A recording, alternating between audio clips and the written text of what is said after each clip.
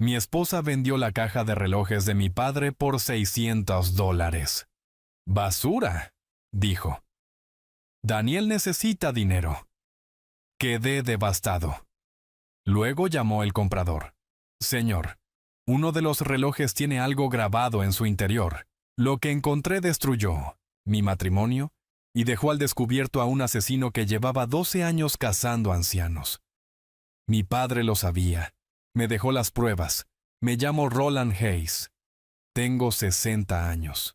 Durante los últimos 32 he trabajado como inspector de edificios para la ciudad de Columbus, Ohio. He dedicado mi vida a asegurarme de que las estructuras sean sólidas, de que los cimientos no cedan, de que las personas estén seguras en sus hogares. Irónico, ¿no? Podía detectar una debilidad estructural a 15 metros de distancia. Y sin embargo no vi la grieta que crecía en mi propia casa. Mi padre, Raymond Hayes, murió hace 8 meses, a los 83 años. Falleció mientras dormía, en paz, tal como había vivido. De profesión era relojero. Pasó 40 años trabajando en Klein & Sons, en el centro, hasta que el negocio cerró en los 90. Después se dedicó a coleccionar relojes, su mayoría piezas antiguas, cada una con su propia historia. Se sentaba en el banco de trabajo del garaje, con las gafas de lectura apoyadas en la punta de la nariz, y me hablaba de cada engranaje, cada resorte, cada diminuto mecanismo que empujaba al tiempo hacia adelante. Cuando murió, me dejó su colección, 8 relojes, desde un boba de los años 40 hasta varias piezas suizas cuyos nombres ni siquiera sabía pronunciar. Los guardaba en un viejo estuche de caoba con esquinas de latón, de esos que emiten un leve chasquido al abrirse. Durante 8 meses, aquel estuche permaneció en la repisa de mi estudio. A veces lo miraba. Recordaba las manos de mi padre trabajando con aquellos delicados mecanismos y sentía ese vacío sordo que deja la ausencia definitiva. Esta mañana entré en el estudio con mi café. La repisa estaba vacía. Me quedé inmóvil, con la taza suspendida a medio camino de la boca, contemplando el espacio donde debía estar el estuche. El contorno de polvo seguía allí, más claro que la madera circundante. Sentí que el pecho se me tensaba. «Mónica», llamé. Entró desde la cocina secándose las manos con un paño. Su expresión era despreocupada, casi aburrida. «¿Qué? ¿Pasa?» «¿Dónde está el estuche de relojes de papá?» Mantuve la voz firme. Miró la repisa y luego volvió a mirarme. «Ah, eso. Lo vendí». Las palabras no tuvieron sentido al principio. «¿Qué hiciste?» «Lo vendí», repitió Mónica con un gesto displicente. Daniel necesitaba dinero para el depósito. En ese complejo de apartamentos querían el primer mes, el último, y la fianza por adelantado. Daniel. Su hijo de 30 años de su primer matrimonio. El mismo Daniel que llevaba 2 años entre oportunidades, viviendo gratis en nuestro sótano. «Esos relojes eran de mi padre», dije lentamente. «Basura», respondió con frialdad. «Daniel necesita dinero». Se encogió de hombros. Solo estaban ahí acumulando polvo. «Roland, ¿cuándo fue la última vez que abriste ese estuche?» Sentí que algo se desplazaba dentro de mí. Algo esencial. «¿Cuánto te dieron?» «600», respondió. Un tipo de Craigslist. Parecía encantado. $600. 8 relojes que mi padre había reunido durante 40 años. Fragmentos de su vida. ¿No se te ocurrió preguntarme antes? Mi voz era baja ahora, peligrosa. Los ojos de Mónica se entrecerraron. ¿Preguntarte? Llevas 8 meses deprimido. Alguien tenía que ser práctico. Daniel tiene una oportunidad. Una verdadera oportunidad para salir adelante. Dejé la taza con cuidado sobre el escritorio. La mano me temblaba. «Sal de aquí». «¿Perdón?» «Sal de mi estudio», dije sosteniéndole la mirada. «Ahora».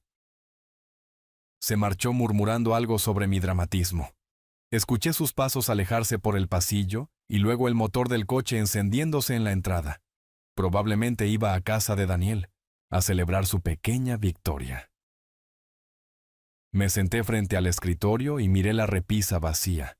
32 años inspeccionando edificios, buscando fallas estructurales, asegurándome de que las familias estuvieran seguras, y no había visto las termitas devorando mis propios cimientos. Sonó el teléfono. Número desconocido. Casi no contesté, pero algo me impulsó a hacerlo. ¿Señor Hayes? La voz de un hombre, mayor, cuidadosa. Mi nombre es Warren Daniels. Compré esta mañana una colección de relojes a su esposa. El pulso se me aceleró. ¿Sí? Hubo una pausa. Uno de los relojes tiene algo grabado en su interior. Tiene que venir ahora mismo. El taller de Warren Daniels estaba en el lado este de la ciudad, encajado entre una casa de empeños y un restaurante cerrado.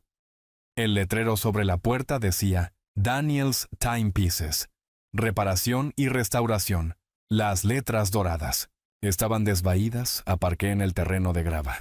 Mi camioneta era el único vehículo, salvo un viejo Lincoln Continental que había conocido tiempos mejores.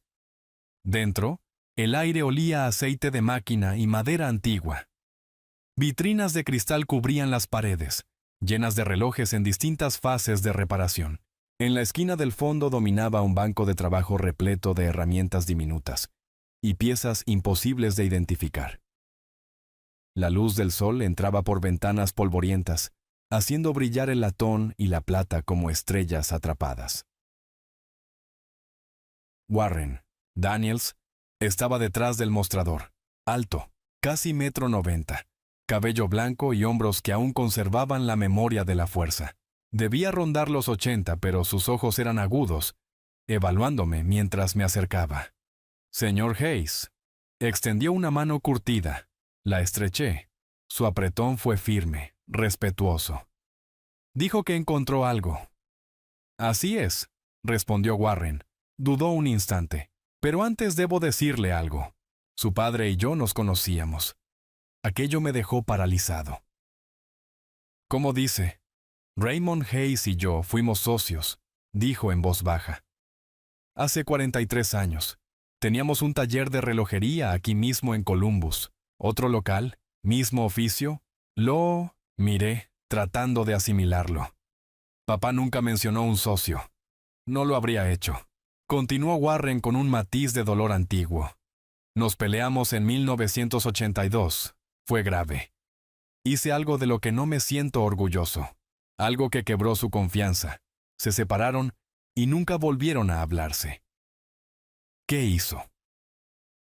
Warren apretó la mandíbula. Tomé dinero de la cuenta del negocio sin avisarle. Mi hija necesitaba una operación y entré en pánico. Pensaba devolverlo, pero Raymond lo descubrió antes. Tenía razón al enfadarse. La confianza lo es todo en una sociedad, y yo la traicioné. Se dirigió al banco de trabajo y tomó el estuche de caoba. El estuche de mi padre. Verlo en manos ajenas me encogió el hizo así en un pecho. Cuando su esposa llamó esta mañana para vender los relojes, continuó, y mencionó su apellido, sospeché. Luego los vi. Abrió el estuche con cuidado, casi con reverencia. Reconocí 3 piezas de inmediato. Su padre me los mostró hace años, antes de que todo se arruinara entre nosotros. Los relojes descansaban en sus compartimentos de terciopelo, pequeños universos de engranajes y agujas. Warren sacó un Omega Seamaster de 1952. La esfera seguía impecable pese a las décadas. «¿Este?», dijo dándole la vuelta. «Mire la parte trasera». Me lo entregó. Incliné el reloj hacia la luz. Entonces lo vi. Grabado en letras diminutas y precisas, para Roland. Si estás leyendo esto, alguien tomó una decisión sin ti. Llama a Warren Daniels, 614-555-8847. Confía en él. Papá. Las manos me empezaron a temblar. ¿Qué demonios? El rostro de Warren era grave. Su padre vino a verme 6 meses antes de morir. La primera vez en más de 40 años. No quiso hablar del pasado. Solo me pidió un favor. ¿Qué favor? Mi voz salió áspera. Dijo que si alguien intentaba vender estos relojes sin que usted estuviera presente, debía comprarlos sin importar el precio. Eso significaría que algo había cambiado en su vida. Algo que quizá usted no vería con claridad. Me senté pesadamente en un taburete. Las piernas me fallaban. Él lo sabía. ¿Sabía qué? Que Mónica haría esto. Dije, golpeado por la revelación, que tomaría lo que era importante para mí y lo vendería como si fuera basura. Warren dejó el reloj con cuidado. Raymond no habló mucho de su vida personal. Solo dijo que había observado ciertos patrones, cosas que le preocupaban. Quería asegurarse de que alguien velara por usted incluso después de su muerte. ¿Por qué usted? Después de lo que pasó, le hice la misma pregunta. Warren suspiró. Me dijo que la gente comete errores, pero eso no significa que deje de ser decente. Dijo que había pasado 40 años intentando compensarlo con mi trabajo, mi comunidad y mi familia. Que esa constancia tenía valor. Volví a mirar los relojes. Ya no eran simples objetos. Eran un mensaje, un sistema de alarma que mi padre había preparado antes de morir. «Hay más», dijo Warren. Sacó un sobre sellado de debajo, del mostrador. Mi nombre estaba escrito al frente con la caligrafía cuidadosa de papá. Me dejó esto. Dijo que usted sabría cuándo abrirlo. Tomé el sobre con manos temblorosas. Pesaba más de lo que debería pesar el papel. «Señor Hayes», dijo Warren con voz baja pero firme. «No sé qué hay ahí dentro, pero su padre era meticuloso. Si se tomó tantas molestias fue por algo. No ignore lo que encuentre». Asentí sin poder hablar. Afuera sonó la bocina de un coche. La vida seguía, indiferente. Pero dentro de aquel taller polvoriento, rodeado de tiempo detenido, la voz de mi padre cruzaba la muerte para advertirme. Y por fin estaba escuchando. Abrí el sobre con cuidado. Dentro había 3 hojas dobladas y una fotografía pequeña que resbaló sobre el mostrador. Warren la atrapó antes de que cayera. «¿Es usted?» Miré un bebé de unos 6 meses en brazos de una nanda, mujer joven que no reconocía. Cabello oscuro, ojos amables, sonrisa nerviosa. En el reverso, escrito con lápiz desvaído. Roland. 15 de marzo de 1965. Es mi fecha de nacimiento, dije lentamente. Pero no sé quién es ella. Warren me devolvió la foto en silencio. Desdoblé la carta. La letra de papá llenaba las páginas, ordenada y metódica como siempre. «Hijo, si estás leyendo esto, Warren ha cumplido con lo que le pedí. Bien. Eso significa que necesitas saber cosas que debí contarte hace años, y no lo hice. Creí que te protegía, al menos eso me decía. Sentí el pecho oprimirse. Eres adoptado. Tu madre, tu verdadera madre, no pudo quedarse contigo. Tenía 17 años, no estaba casada y estaba asustada. Tu padre biológico ya había muerto, en Vietnam, 3 meses antes de que nacieras.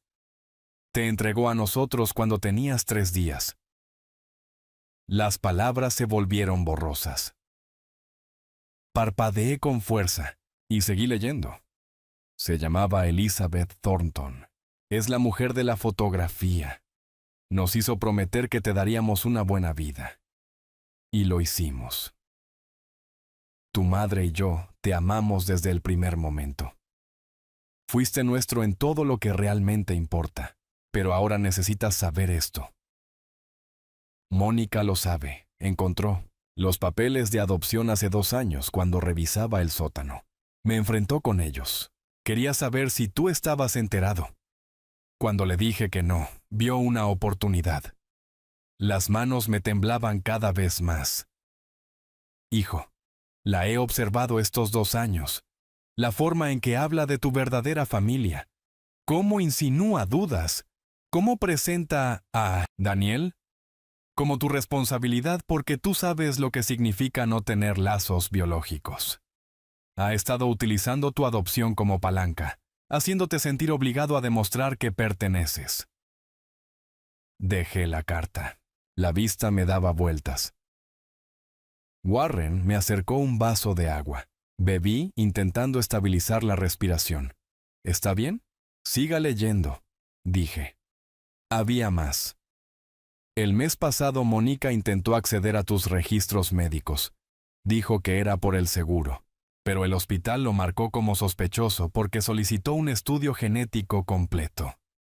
Cuando la confronté, dijo que estaba preocupada por tus antecedentes familiares. Estaba construyendo un caso. El médico que gestionó la solicitud, el doctor Philip Grant, es su primo segundo. Investigué sobre él. Tiene 3 denuncias por mala praxis, todas resueltas en silencio. Se especializa en evaluaciones de competencia para planificación patrimonial. El suelo pareció inclinarse. Intentaba declararme incompetente. Warren apretó la mandíbula. Su padre lo sospechaba. Leí la última parte. He documentado todo. Fechas, conversaciones, solicitudes médicas. Warren tiene copias en su caja fuerte. También contacté a un abogado de confianza, Robert Kemp. Está esperando tu llamada. Hijo, lo siento. Siento no haberte hablado antes de la adopción. Siento no poder estar ahí para ayudarte. Pero debes entender algo. Mónica no se casó contigo, por amor. Se casó por seguridad. Y ahora que yo no estoy, cree que nadie podrá detenerla. Eres más fuerte de lo que crees. Vienes de una mujer valiente que tomó la decisión más difícil de su vida. Y fuiste criado por personas que te eligieron cada día. No permitas que nadie te haga sentir incompleto. Protégete. Confía en Warren. Y recuerda, la sangre no hace hacia la familia. El amor sí, tu papá. Papá. Doblé la carta con cuidado y la guardé. El taller estaba en silencio salvo por el tic-tac de una docena de relojes. Su padre fue minucioso, dijo Warren. Me dejó copias de todo. Registros médicos, correspondencia, incluso grabaciones de llamadas con Mónica. Levanté la cabeza. ¿Grabaciones? Asintió. No entendía mucho de tecnología, pero yo lo ayudé. Mónica nunca lo supo. Documentó 6 meses de conversaciones donde ella hablaba de su supuesto deterioro mental con Daniel y con su primo. Entonces llegó la ira, no explosiva, fría, tonta nítida. La clase de ira que levanta cimientos en lugar de quemar puentes. Quiero verlo todo. Warren sacó una carpeta gruesa de la caja fuerte.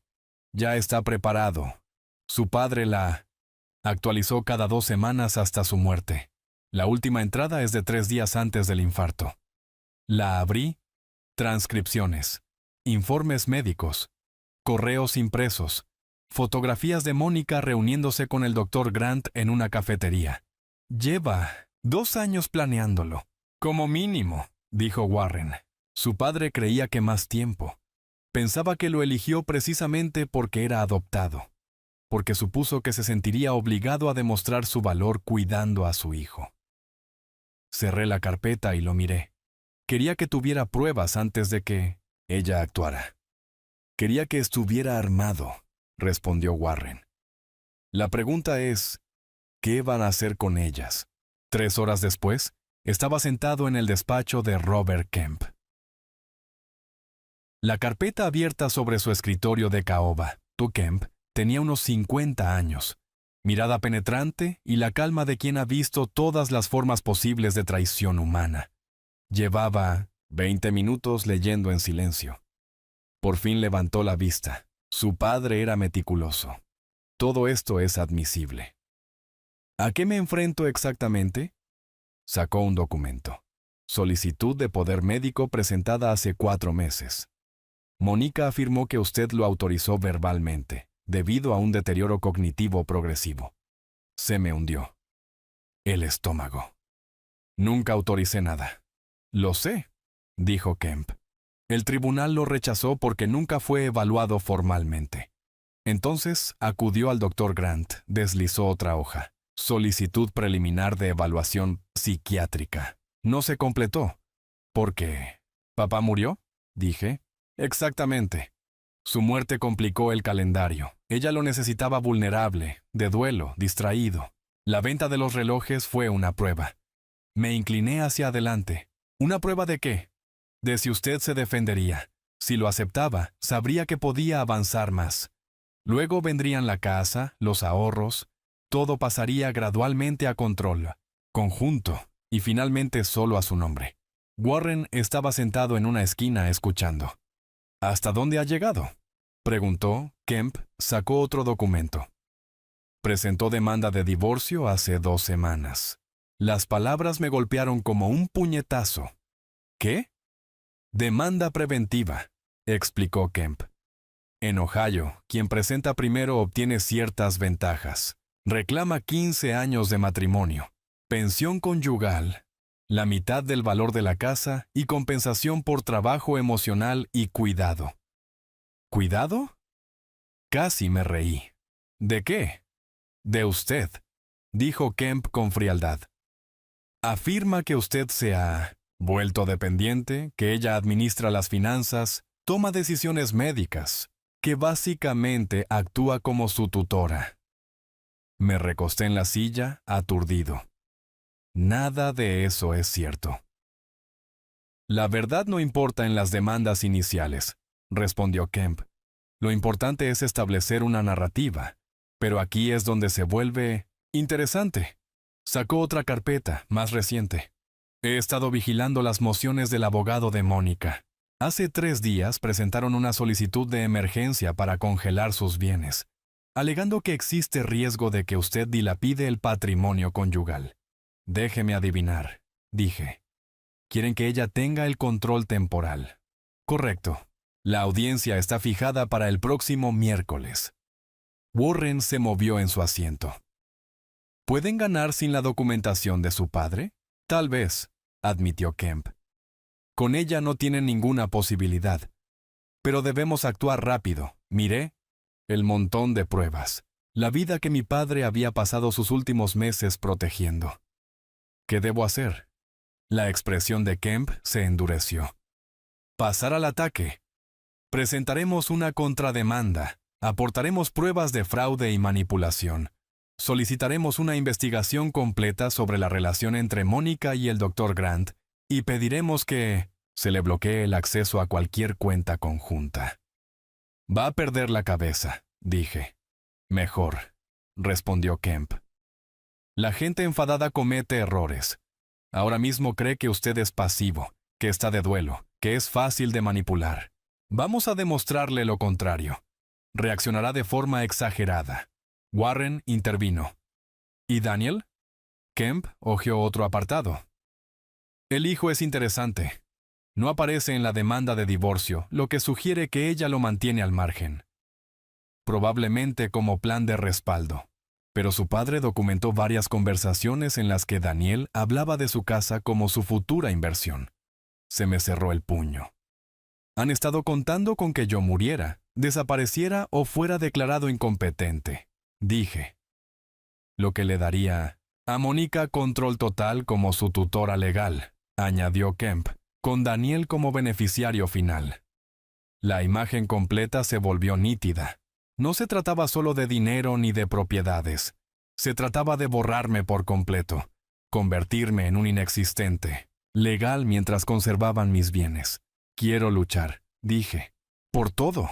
Quiero que entiendan que eligieron al objetivo equivocado. Kemp sonrió, frío y profesional. Entonces empezamos mañana.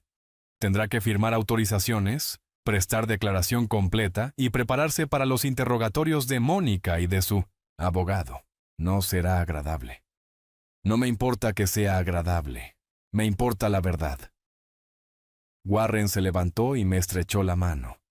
Su padre estaría orgulloso. Sabía que aún quedaba firmeza dentro de usted, aunque lo hubiera olvidado. También me puse de pie. Sentía algo diferente dentro de mí. El dolor seguía allí, La traición seguía siendo reciente, pero debajo comenzaba a formarse algo más sólido.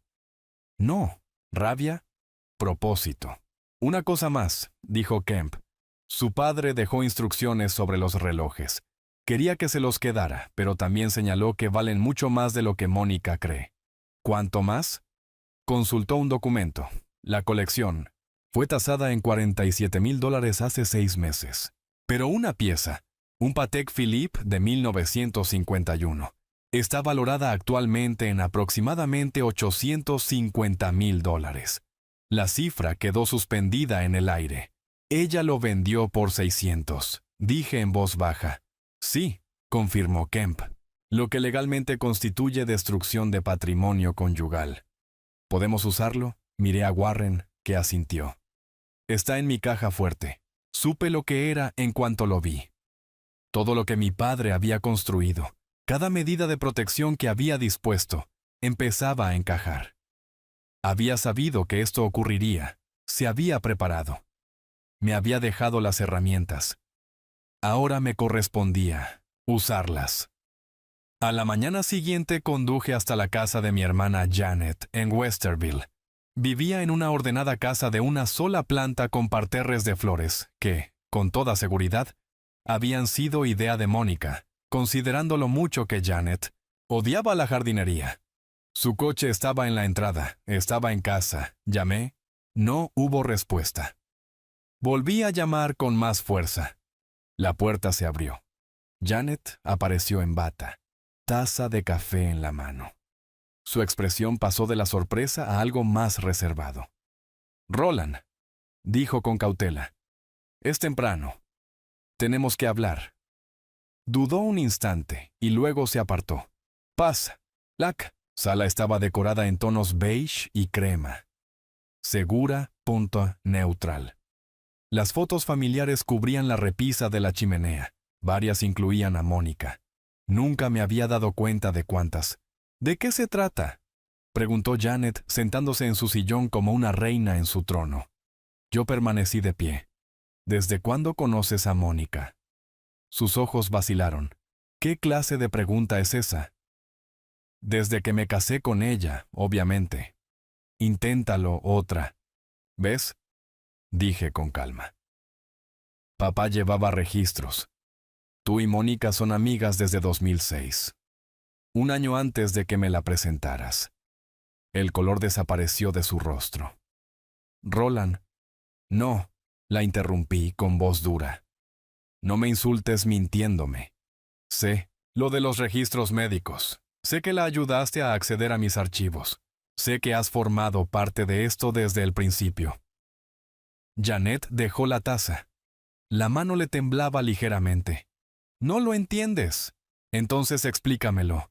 Explícame cómo mi propia hermana ayudó a mi esposa a construir un caso para declararme incompetente».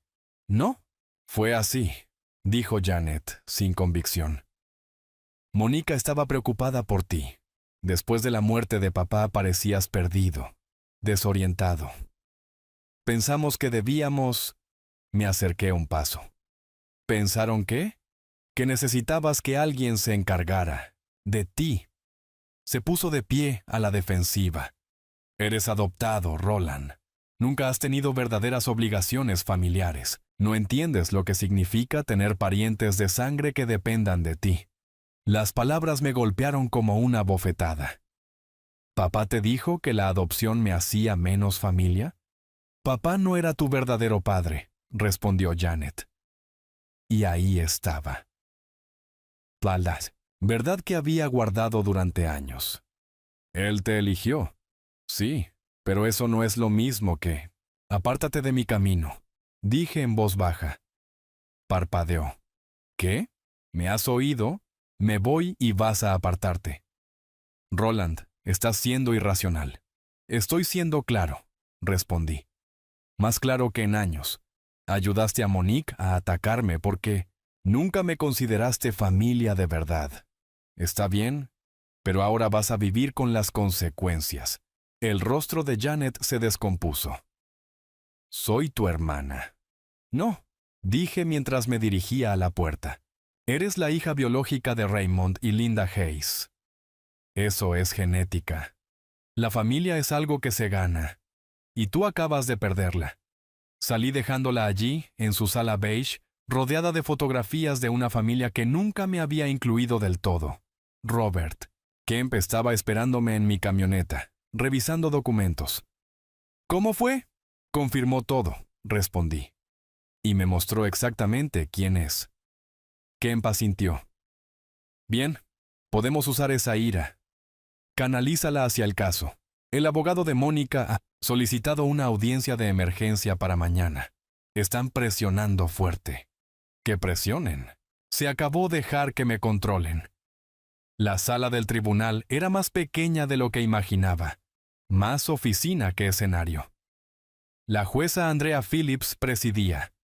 Una mujer de unos 60 años, mirada aguda y ninguna tolerancia para tonterías. Mónica estaba sentada junto a su abogado, Paul Vickers, un hombre pulido con traje caro. ¿No me miró? Kemp presentó nuestra contrademanda con precisión metódica. Expuso la documentación de papá, solicitudes médicas, irregularidades financieras, grabaciones donde Mónica hablaba de mi supuesto deterioro mental. Vickers intentó interrumpir. Señoría, estas grabaciones se hicieron sin el conocimiento de la señora Hayes. En su propia casa. Kemp respondió con suavidad.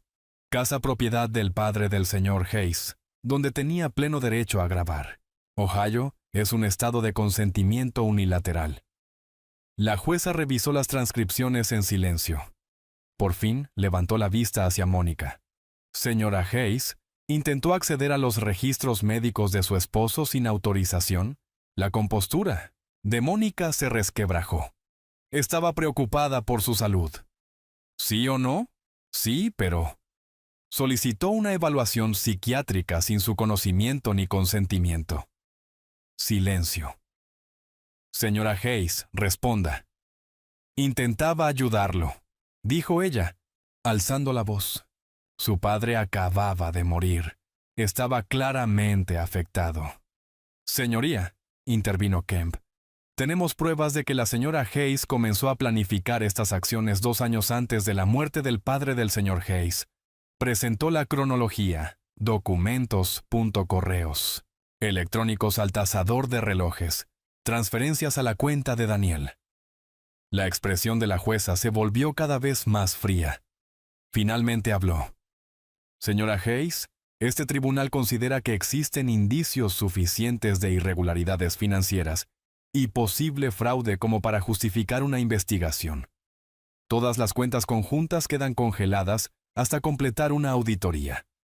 Mónica palideció. Señoría, no tengo dónde ir. Tiene un hijo con un apartamento, aparentemente financiado con transferencias no autorizadas, respondió la jueza con sequedad. Le sugiero que se quede allí, hizo sonar el mazo. Este caso pasa a fase de investigación, completa. Nos reuniremos nuevamente en 30 días. El golpe del mazo resonó en la sala. Mónica se volvió hacia mí. Su máscara había desaparecido, en sus ojos había odio puro. Te vas a arrepentir, susurró al pasar. Sostuve su mirada. No, Mónica, tú te arrepentirás. 3 días después, Warren me llamó. He estado trabajando en algo. ¿Puedes venir al taller? Fui de inmediato. La colección de relojes estaba extendida sobre el banco de trabajo bajo luces intensas. Warren examinaba cada pieza con instrumentos de aumento. ¿Qué encontró? Tomó un Hamilton de 1947. Su padre era metódico, ¿verdad?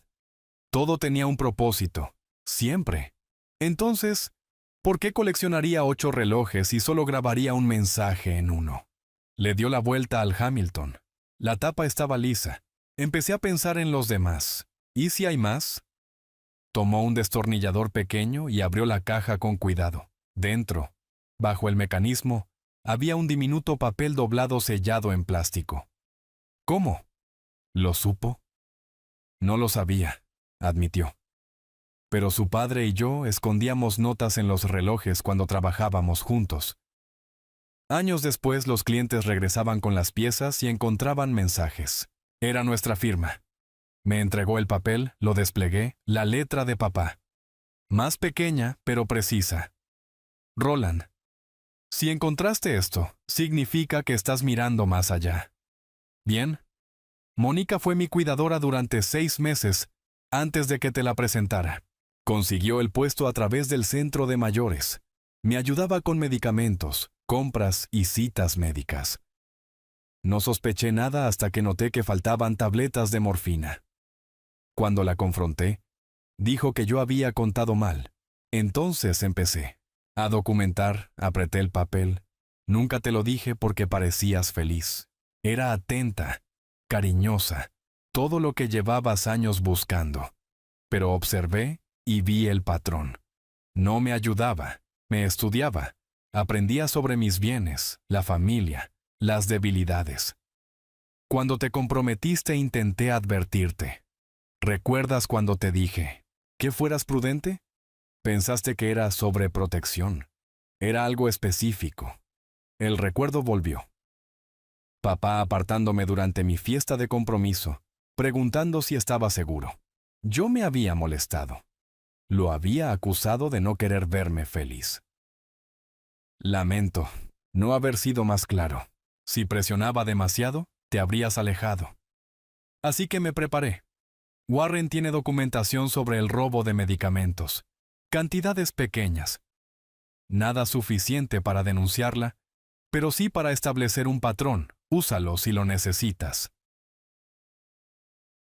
Los otros relojes contienen más piezas. Sigue buscando. Papá. Levanté la vista. Dice que fue su cuidadora. Así se conocieron. Warren asintió con gravedad. La recuerdo. Profesional, eficiente. Siempre preguntando por sus finanzas con la excusa de organizar papeles. Su padre la mencionó varias veces. Decía que mostraba demasiado interés. ¿Por qué no la despidió? Lo hizo. 2 semanas antes de presentártela. Le dijo que ya no necesitaba sus servicios. Entonces apareció en tu obra con café y almuerzo diciendo que había oído que trabajabas muchas horas. Las piezas encajaron con claridad enfermiza. Me eligió por papá. Lo eligió porque era su heredero, corrigió Warren. Y porque, como hijo adoptivo con solo Janet como familia, era vulnerable, fácil de aislar, fácil de manipular. Dejé el papel. Y los otros relojes. Warren ya había abierto 3 más. Cada uno contenía otra nota. Cada uno revelaba otra capa del plan de Mónica. Registros médicos que había copiado. Documentos financieros que había fotografiado. Conversaciones con papá donde lo interrogaba, cuidadosamente sobre su herencia. Estaba construyendo un perfil, dije. Durante años, confirmó Warren. Su padre documentó todo. Sabía que si acudía a la policía por el robo de medicamentos, sería su palabra contra la de ella. Pero esto, señaló las notas. Esto es un patrón de conducta depredadora durante 5 años. ¿Puede usarlo, Kemp? Cada palabra. Su padre se aseguró de fechar todo, buscar testigos cuando era posible y respaldarlo con pruebas externas. Incluso hizo que el director del centro de mayores confirmara su empleo y despido. Tomé el Patek Philippe, la pieza de $850,000. ¿Y este? Warren se puso serio. Aún no lo he abierto. Su padre dijo que era especial, que usted sabría cuándo estaría listo. Lo giré entre las manos, sintiendo su peso, su historia. Estoy listo. Warren me entregó las herramientas. Entonces debe abrirlo usted. Mis manos estaban firmes mientras trabajaba. La tapa se dio con mi intención. Un suave clic, dentro, bajo el mecanismo perfecto, había otra nota, y algo más. Una pequeña llave de latón, idéntica a la del Omega.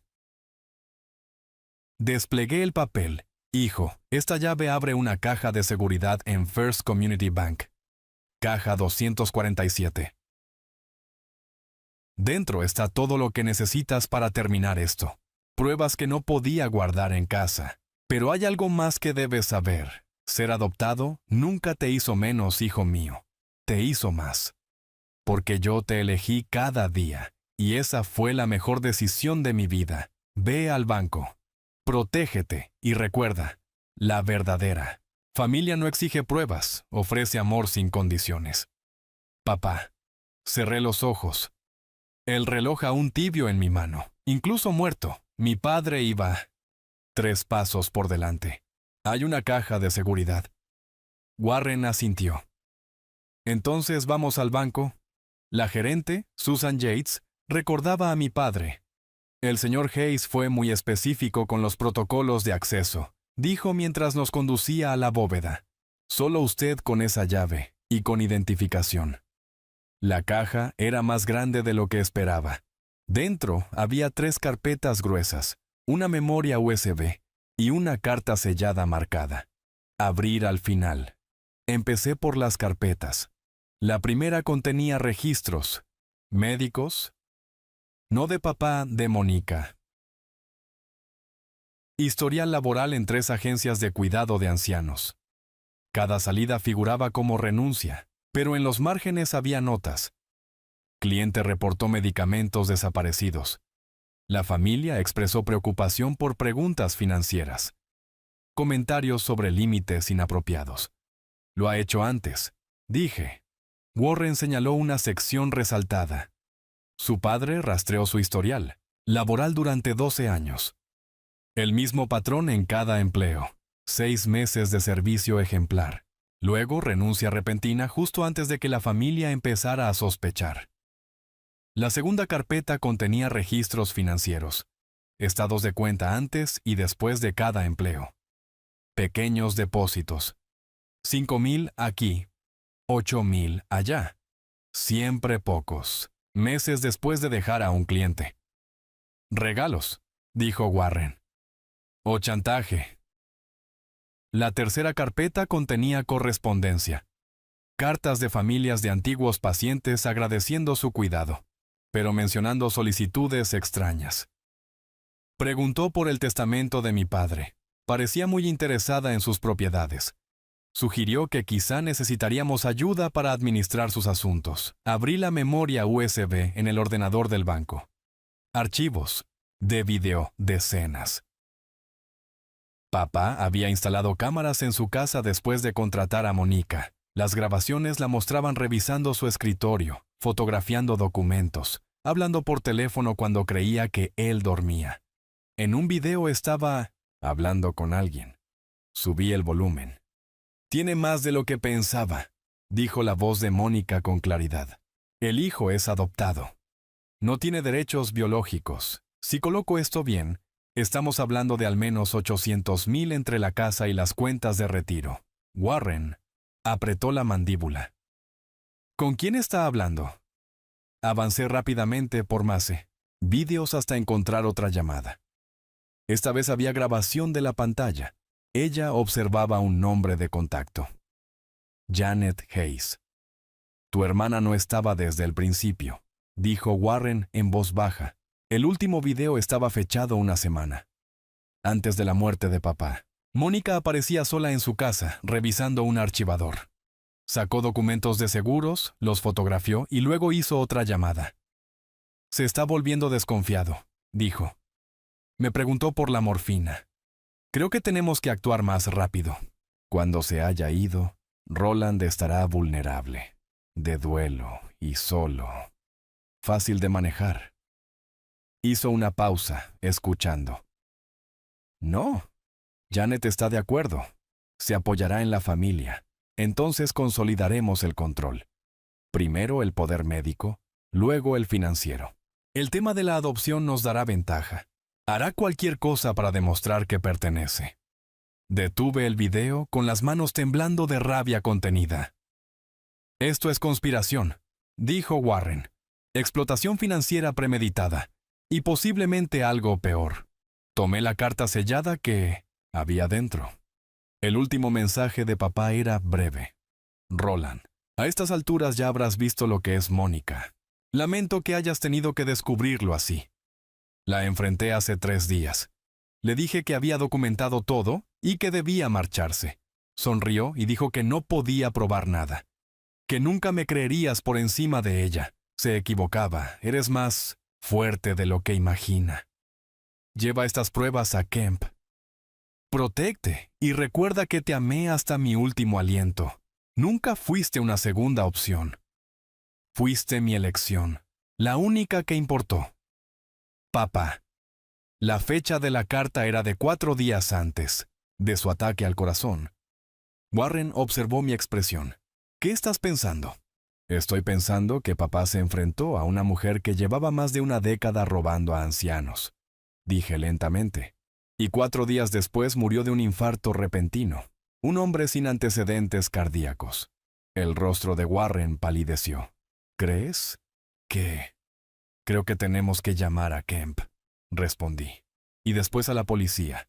Porque si Mónica estuvo dispuesta a destruirme, ¿qué habría hecho con alguien que amenazaba con desenmascararla? La pregunta quedó suspendida en el aire, pesada e implacable. Pero yo ya conocía la respuesta. La había visto en sus ojos en el tribunal. Haría lo que fuera necesario. Y probablemente ya lo había hecho. La detective Rebecca Brennan del Departamento de Policía de Columbus revisó las pruebas con precisión clínica. Tenía poco más de 40 años, mirada aguda y una concentración que no dejaba escapar nada. Robert Kemp estaba sentado a mi lado mientras ella examinaba cada carpeta, cada video y cada transcripción. «Esto es exhaustivo», dijo finalmente. Su padre documentó un patrón que abarca más de una década. ¿Pueden investigar su muerte? Pregunté directamente. Brennan levantó la vista. ¿Con base en esto, sí? Tendremos que exhumar el cuerpo y realizar un análisis toxicológico completo. La autopsia original fue básica. Lo habitual en un hombre de 83 años sin indicios de delito. Pero ahora hay sospechas, intervino Kemp. Sospechas importantes, confirmó Brennan. Señaló los historiales médicos. 3 antiguos, clientes, todos ancianos. Todos murieron meses después de que Mónica Hayes dejara de trabajar con ellos. Todos catalogados como muertes naturales. Pero considerando su acceso a medicamentos y su patrón de robo, necesitamos investigar más a fondo. La exhumación tuvo lugar 2 semanas después. Warren y yo permanecimos en el cementerio observando cómo los operarios retiraban cuidadosamente el ataúd. Se sentía mal. Perturbar el descanso de papá, pero había dejado pruebas por una razón. Los resultados toxicológicos llegaron 5 días más tarde. La detective Brennan me llamó a la comisaría. Su padre tenía niveles letales de digoxina en el organismo, dijo sin preámbulos. Es un medicamento cardíaco, pero no se le había recetado. En dosis altas provoca un paro cardíaco que parece una muerte natural. Mi visión se estrechó. Mónica lo mató. Eso creemos, confirmó Brennan. También estamos investigando las otras 3 muertes. Las exhumaciones están en marcha. Pero, señor Hayes, la documentación de su padre nos da causa probable para arrestarla por sospecha de asesinato. La arrestaron a la mañana siguiente en el apartamento de Daniel. Yo no estaba allí, pero Kemp me llamó para contarme los detalles. Intentó huir. Tenía maletas preparadas en el coche. Encontraron documentos falsificados, identificaciones falsas y $43,000 en efectivo. Daniel también fue arrestado. La investigación reveló que conocía los robos de medicamentos. Había ayudado a Mónica a conseguir talonarios de recetas de clínicas donde ella había trabajado. Afirmó que creía que solo se trataba de préstamos, pero las pruebas demostraban que había recibido $15,000 en 2 años. Janet fue interrogada. No fue acusada de asesinato, pero enfrentó cargos de conspiración por ayudar a Mónica a acceder a mis historiales médicos y participar en el intento de fraude. Su abogado negoció un acuerdo a cambio de testimonio. El juicio tuvo lugar 8 meses después.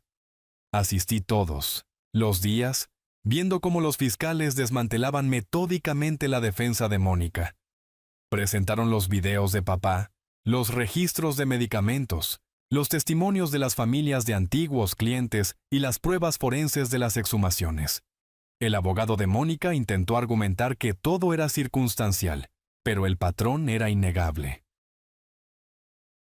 4 clientes ancianos, todos muertos meses después de que ella dejara de trabajar con ellos. Todos con niveles elevados de digoxina. Yo había sido su quinto objetivo, el que la descubrió. El jurado deliberó durante 6 horas. Cuando regresaron, todos se pusieron de pie. En el caso del Estado de Ohio contra Mónica Cooper Hayes, por el cargo de asesinato en primer grado de Raymond Hayes, declaramos a la acusada culpable. Siguieron 3 veredictos más de culpabilidad por asesinatos cometidos a lo largo de 12 años. El rostro de Mónica permaneció inexpresivo mientras leían la sentencia. Cadena perpetua sin posibilidad de libertad. Condicional. Penas consecutivas. Daniel se declaró culpable de conspiración y fraude. Recibió 15 años. Janet aceptó su acuerdo. 3 años de libertad condicional y la pérdida permanente de privilegios de acceso a historiales médicos. Después de la sentencia, Warren me encontró fuera del tribunal. Tu padre estaría orgulloso, dijo. Me salvó la vida, respondí. Desde la tumba, Warren asintió. Te dio las herramientas. Tú libraste la batalla. 9 meses después del juicio, estaba en mi garaje frente al viejo banco de trabajo de papá, con un estuche de relojes de caoba abierto. Warren había restaurado cada pieza hasta dejarla en perfecto funcionamiento. Solo el Patek Philippe había sido valorado en $87,000 tras la autenticación, pero no pensaba venderlo. En esos 9 meses cambié muchas cosas. Vendí la casa que había compartido con Mónica. Demasiados fantasmas. Compré una vivienda más pequeña en Upper Arlington, con un taller propio. Warren me había estado enseñando reparación de relojes.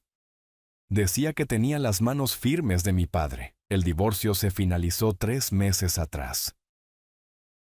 Con Mónica en prisión fue rápido.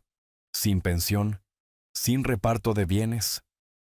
Solo disolución. Recuperé los $47,000 que había transferido a Daniel antes de la sentencia.